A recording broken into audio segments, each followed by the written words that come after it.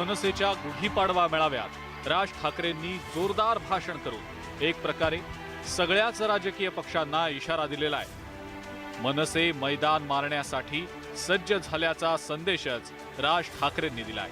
तो नुसता धनुष्यबाण नव्हता, ते शिवधनुष्य होतं. आणि मला माहिती होतं की बाळासाहेब सोडून ते कोणालाही पेलणार नाही, होणार नाही, झेपणार नाही.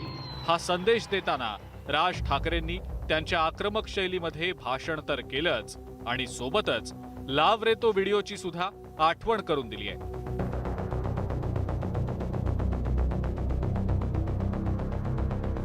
मुंबईतल्या माहीमच्या समुद्रात अनधिकृतपणे बांधण्यात आलेली मजार राज ठाकरेंनी दाखवून दिली.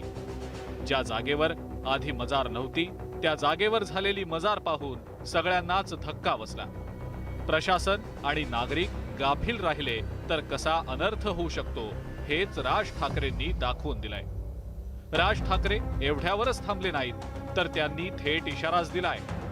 मजार हटवली नाही तर शेजारी गणपती मंदिर बांधू असं राज ठाकरेंनी स्पष्ट केलं.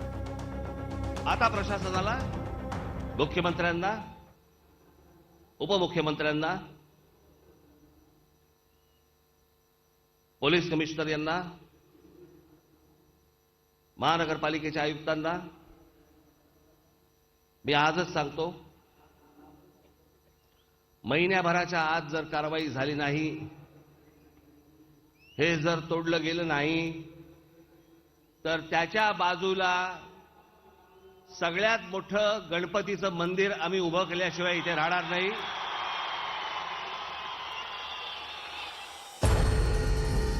राज ठाकरेंनी दिलेल्या या इशाऱ्यानंतर शासन आणि प्रशासन कामाला लागलं. दुसऱ्याच दिवशी सकाळी समुद्रातील अनधिकृत मजार हटवण्यात आली. त्यामुळे राज ठाकरे यांनी एकदा इशारा दिला की काय होतं हे सगळ्या राज्यानं पाहिलं.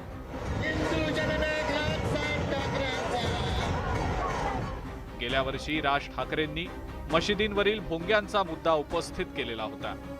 आवाजाच्या मर्यादेचा भंग करणाऱ्यांवर कारवाई करण्याचा मुद्दा राज ठाकरे यांनी उपस्थित केल्यानंतर राज्य सरकारनं त्यावर कारवाई केली होती.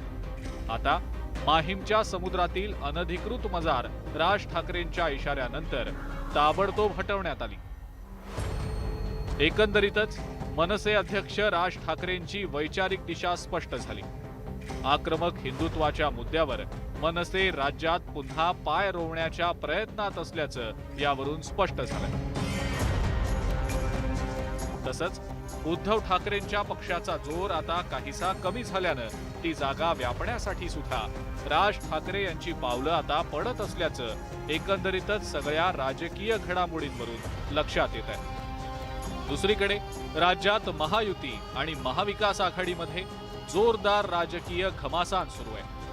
युती आणि आघाडी या दोन तुल्यबळ प्रतिस्पर्ध्यांमध्ये राजकीय कुस्ती सुरू असतानाच राज ठाकरेंनी सुद्धा आता जोरदार शड्डू ठोकलाय. माझ्या हिंदुत्वामध्ये, आणि तो असलाच पाहिजे मला असं वाटतं. मी सांगितलं ना मागच्या वेळेला, मला धर्मांध हिंदू नकोय, मला धर्माभिमानी हिंदू हवाय.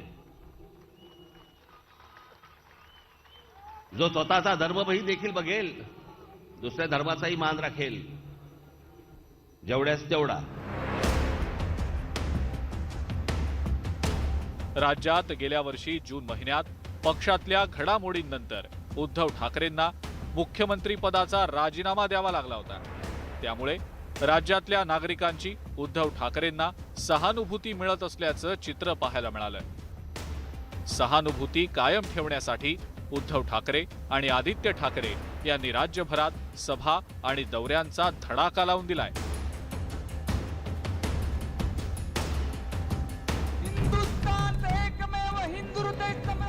मला शिवसेना प्रमुख म्हणून मिळवता येणार नाही ही माझी भावना आहे. त्यामुळे राज ठाकरेंनी बाळासाहेब ठाकरेंच्या शैलीनं राजकारण सुरू केलंय. त्यामुळे साहजिकच आहे उद्धव ठाकरेंना मिळालेल्या सहानुभूतीवर परिणाम होण्याची शक्यता वर्तवली जात आहे. ठाकरे गट महाविकास आघाडीच्या सोबत असल्यानं त्यांना आधीप्रमाणे हिंदुत्वाचा मुद्दा हाती घेता येत नसल्याचं स्पष्ट झालंय. आघाडीमुळे ठाकरे गटाच्या हिंदुत्वावर अनेक मर्यादा आलेल्या आहेत. त्यामुळे हिंदुत्वाचा ठाकरे ब्रँड पुन्हा आपल्याकडे खेचण्याची संधीच राज ठाकरेंना मिळाली आहे. महायुतीतल्या भाजप आणि शिवसेनेनं सुद्धा आक्रमक हिंदुत्वाची भूमिका कधीच लपवलेली नाही. त्यामुळे मनसे महायुतीच्या गोटात प्रवेश करण्याच्या चर्चा सुरू झालेल्या आहेत. राज्यामध्ये कधीही महानगरपालिका आणि जिल्हा परिषदेच्या निवडणुका जाहीर होऊ शकतात. तर पुढच्या वर्षी लोकसभा आणि विधानसभेच्या निवडणुका देखील होत आहेत. या पार्श्वभूमीवर राज ठाकरेंनी त्यांची आक्रमक हिंदुत्वाची भूमिका गुढीपाडव्याच्या मेळाव्यात गडद केलेली आहे. त्यामुळे आगामी काळात मनसे एकट्यानं राजकीय वाटचाल करणार की महायुतीत प्रवेश करणार याकडे सगळ्यांचंच लक्ष लागलंय. इंद्रजिमी जंब पर वादवसु अंब पर रावण स रंब पर रघुकुल राज है.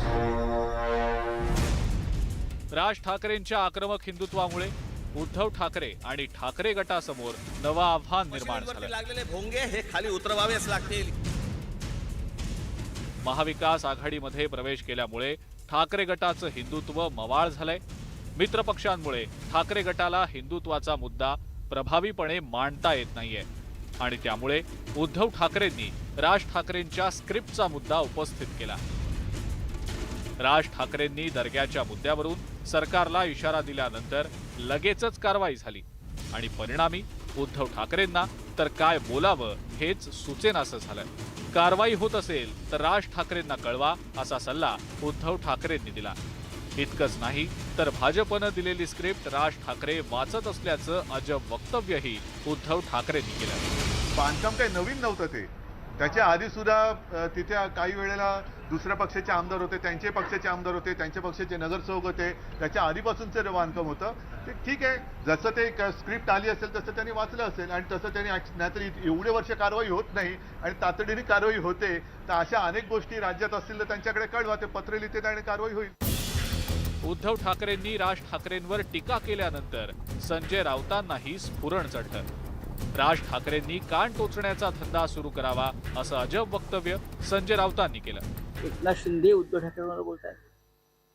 नारायण राणे इतक्या वर्षांनंतरही उद्धव ठाकरेंवरच बोलतायत. भारतीय जनता पक्ष उद्धव ठाकरेंवर बोलतायत. स्वतः राज ठाकरे उद्धव ठाकरेंवरती बोलतायत.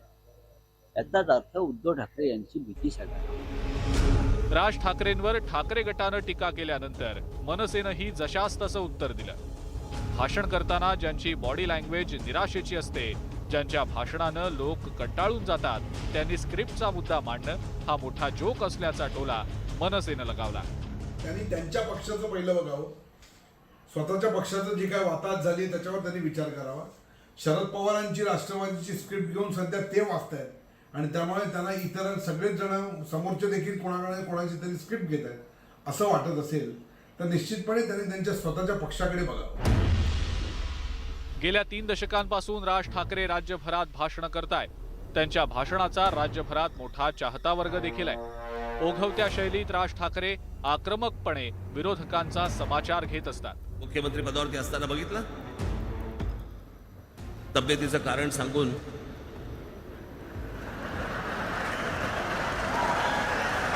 एकनाथ शिंदेने रात्रीच्या रात्री जी काही फिरवली कांडी, त्यामुळे त्यांच्यावर झालेला भाजपनं दिलेल्या स्क्रिप्टिंगचा आरोप कुणाच्याही पचनी पडताना दिसत नाही, हेही तितकंच खरं. उद्धव ठाकरेंनी राज ठाकरेंना टार्गेट केल्यानंतर MIMनं सुद्धा निशाणा साधण्याची संधी साधली आहे. मनसे अध्यक्ष राज ठाकरेंच्या माध्यमातून राज्य सरकारच बोलत असल्याचा आरोप इम्तियाज जलील यांनी केला. राज्य सरकारला थेटपणे हिंदू मुस्लिम विषयावर भाष्य करता येत नाही. सरकारमध्ये असल्यामुळं त्यांना जातीयवादी भूमिका घेता येत नाही. त्यामुळे राज ठाकरेंच्या आडून माहीमच्या मजारवर कारवाई झाल्याचा दावा इम्तियाज जलील यांनी केलाय. अनधिकृत मजार हटवण्याची कारवाई झाल्यानं MIMचे खासदार इम्तियाज जलील यांचा तिळपापड झाला. राज ठाकरेंच्या इशाऱ्यानंतर अनधिकृत मजार गुरुवारी सकाळीच हटवण्यात आली आणि त्यावरून इम्तियाज जलील यांनी तोफ डागली. राज ठाकरेंना उद्धव ठाकरेंपेक्षा मोठं करण्याचा हा भाजपचा प्रयत्न असल्याचा अजब आरोप जलील यांनी केला. काय आहे की सत्तेमध्ये राहून आपण जास्त हिंदू मुस्लिम करू शकत नाही, म्हणून आपल्याला कोणीतरी एक पपेट पाहिजे ते करण्यासाठी. मग ते कोण आहे? सगळं सोपं, राज ठाकरे साहेब आहे. गृह मंत्रालय आणि इतर सगळ्या यंत्रणा भाजपच्या हाती आहेत. मग असं असताना राज ठाकरे इशारा देतात आणि त्यानंतर तातडीनं कारवाई होते. ही नौटंकी का केली जातीये असा सवाल इम्तियाज जलील यांनी उपस्थित केला. एकनाथ शिंदे साहेब आणि देवेंद्र फडणवीस साहेबांनी तुम्हाला इशारा दिला असेल की तुझ्या भाषणामध्ये बोल, आम्ही 12 तासाच्या आत ते करतो आणि एक मेसेज लोकांना की एक किती मोठा नेता आहे मघा. आणि तुमचे जे कार्यकर्ते होते जे काल दर 30 सेकंदांनी ते टाळ्या वाजवत होते ना, आता त्यांना एक मेसेज गेलेला आहे की बघा आमचे साहेब किती मोठे आहे करके. हे सगळं कॅल्क्युलेटेड आहे. इम्तियाज जलील यांनी राज ठाकरेंवर निशाणा साधल्यानं मनसेकडूनही त्यांना जळजळीत उत्तर देण्यात आलं. मुस्लिम वोट बँकेसाठी एमआयएम गलिच्छ राजकारण करत असल्याचा टोला मनसेनं लगावलाय. इम्तियाज जलील सारख्या माणसाने या गोष्टीच्या मध्ये पडू नये ज्याचा अभ्यास नसेल त्याने. त्यामुळे त्याला दंगल घडवायची असेल, मुसलमानांची मनं दुखवली आहेत वगैरे असं राज ठाकरेंनी काही केलेलं नाही साहेबांनी. आणि म्हणून कदाचित त्याने नीट अभ्यास करावा. मशिदींवरती लागलेले भोंगे हे खाली उतरवावेच लागतील. राज ठाकरेंनी आधी मशिदींवरच्या भोंग्यांच्या आवाजाचा मुद्दा निकाली काढला होता. ज्या मशिदीच्या बाहेर हे भोंगे लागतील त्यानंतर आता अनधिकृत मजार हटवण्यात आल्यानं राज्यात पुन्हा राजकीय वातावरण तापायला सुरुवात झाली आहे. राज ठाकरेंनी मांडलेले मुद्दे निकाली निघत असल्यानं मुस्लिम मतांचं राजकारण करणाऱ्या एमआयएमचं मात्र चांगलंच धाबं दणाणलंय.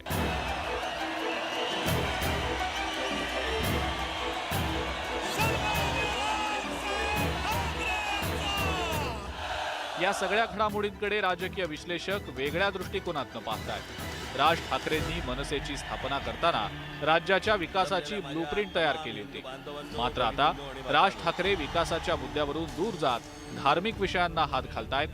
विकासाचं नाही तर मतांचं ध्रुवीकरण करणारे मुद्दे राज ठाकरे आता सातत्यानं मांडतायत. याकडे राजकीय विश्लेषकांनी लक्ष वेधलंय. कट्टर हिंदुत्व किंवा म्हणजे त्यांच्या त्या मूळ ब्लूप्रिंटपासून दूर जाणारं अशा पद्धतीचे मुद्दे घेऊन ते चाललेत. याचा अर्थ त्यांच्या एक लक्षात आलं आहे की विकासाचं राजकारण करून मतं मिळत नाहीत. सुरुवातीच्या काळात त्यांना जे त्यांचे 13 आमदार आले होते त्या संदर्भातली त्यांचं जे म्हणजे ते नंतर सोडून गेले. तर असं जे जे काय आहे तर ते एक मूळ ट्रॅक सोडून हे नवे मुद्दे घेऊन आणि थोडंसं म्हणायला गेलं तर थोडं पॉप्युलर मुद्दे घेऊन ते पुढं जात आहेत.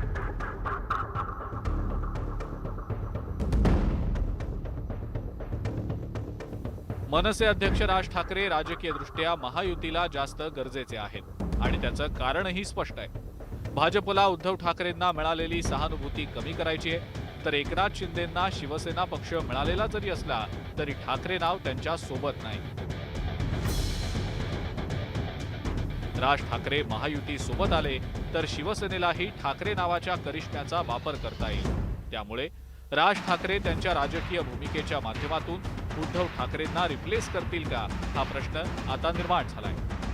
राज्यातल्या सत्तांतरामध्ये जे उद्धव ठाकरेंनी त्रास सहन केला का ते जे भोगलंय ते काही राज ठाकरेंच्या वाट्याला आलेलं नाही. उलट राज ठाकरेंना एक ईडीची नोटीस आल्यानंतर त्यांच्या भूमिकांमध्ये बदल झाल्याचा जो दिसला तर त्याचा जर विचार केला तर राज ठाकरे हे काही उद्धव ठाकरेंना रिप्लेस करतील असं आपल्याला म्हणता येत नाही.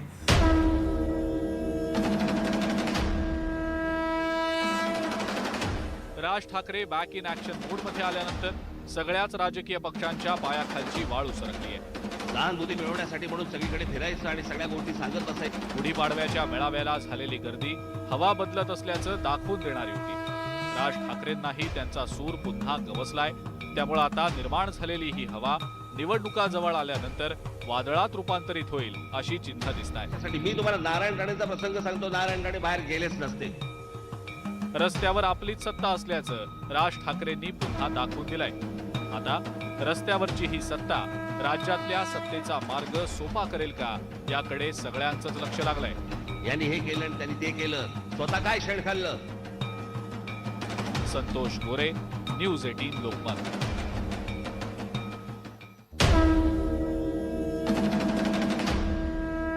जमलेल्या माझ्या तमाम हिंदू बांधवांनो, भगिनींनो आणि मातांनो,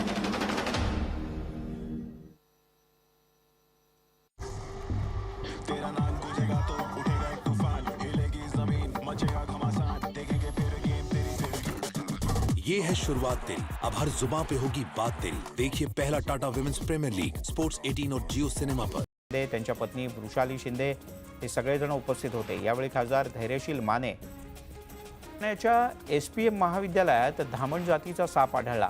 5 ते 6 फूट लांबीच्या या सापाला पाहून अनेकांची घाबरगुंडी उडाली। तात्काळ सर्पमित्रांना बोलावून त्याला नैसर्गिक अधिवासात सोडण्यात आलं। अमरावतीच्या मारडी इथे चुलीवरच्या बाबाचा व्हिडिओ व्हायरल झाल्यानंतर न्यूज 18 लोकमतनं त्याचं सत्य समोर आणलं होतं। यानंतर आता दर रविवारी भरणारा बाबाचा दरबार आज भरलाच नाही। अनिसच्या तक्रारीनंतर गुन्हे शाखेच्या पोलिसांनी देखील बाबाचा शोध सुरू केलाय। त्यामुळे आज ना बाबा दिसला ना त्याचे सेवक। राज्याचे सहकार मंत्री अतुल सावे यांनी सांगली जिल्हा मध्यवर्ती बँकेची SIT चौकशीची घोषणा केली आहे। बँकेतील नोकर भरती घोटाळा तेरा नाम क्या है, पूछे वाले पूछे तो बता तेरी पहचान क्या है। तेरा नाम गूंजेगा तो उठेगा एक तूफान, हिलेगी जमीन मचेगा घमासान। तेरा नाम गूंजेगा जब हर गली हर मकान, देखेंगे फिर गेम तेरी से। ये है शुरुआत तेरी, अब हर जुबान पे होगी बात तेरी। देखिए पहला Tata women's premier league 4 March से जियो सिनेमा पर बिल्कुल फ्री। जमलेल्या माझ्या तमाम हिंदू बांधवांनो, भगिनींनो आणि मातांनो,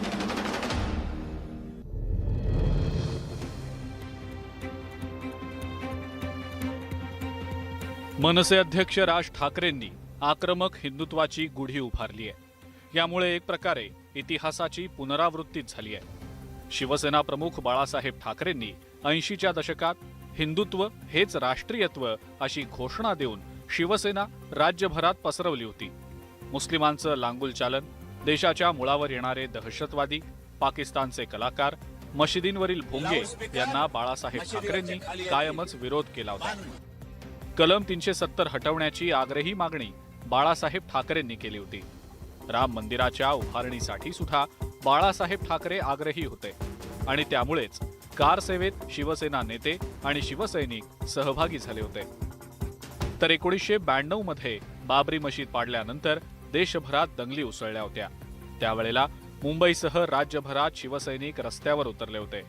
मुंबईमध्ये शिवसेना प्रमुख बाळासाहेब ठाकरेंमुळे हिंदूंना आधार मिळाला होता। परिणामी आक्रमक हिंदुत्ववादी नेते अशी बाळासाहेब ठाकरे यांची जगभरात ओळख निर्माण झालेली होती। आता राज ठाकरेही आक्रमक हिंदुत्ववादी नेते म्हणून प्रस्थापित झाले। या दोन्ही नेत्यांमधला हा एक समान धागा म्हणता येईल। याशिवाय दुसरा एक धागा या दोन नेत्यांमध्ये पाहायला मिळतो। शिवसेना प्रमुख बाळासाहेब ठाकरेंनी मराठी माणसाला न्याय मिळावा यासाठी शिवसेनेची स्थापना केली होती। मनसेची स्थापना करताना राज ठाकरेंच्या राजकारणाचा केंद्रबिंदू हा मराठी माणूसच होता।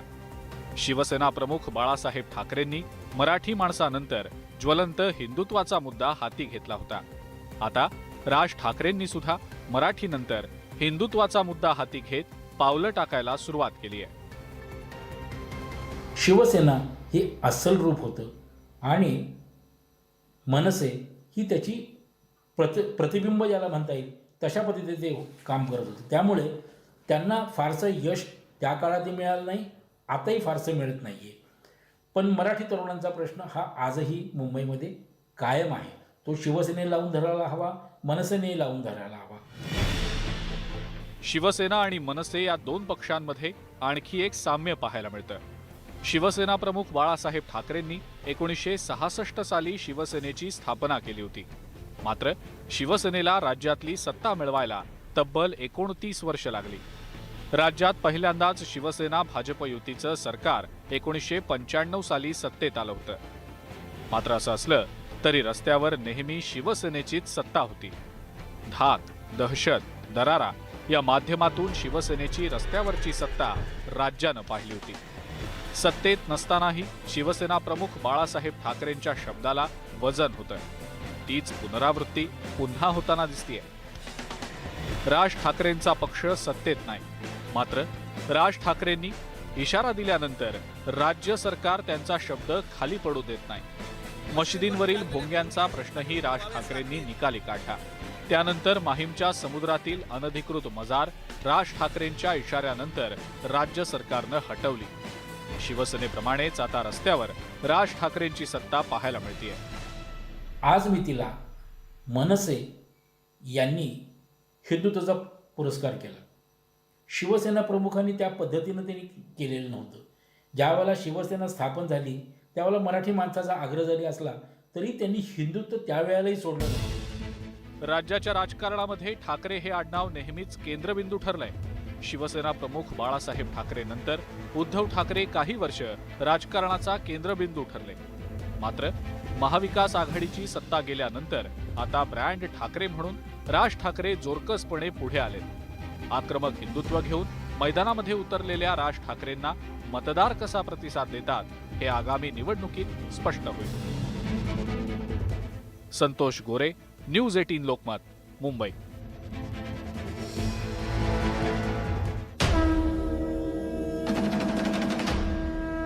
जमलेल्या माझ्या तमाम हिंदू बांधवांनो, भगिनींनो आणि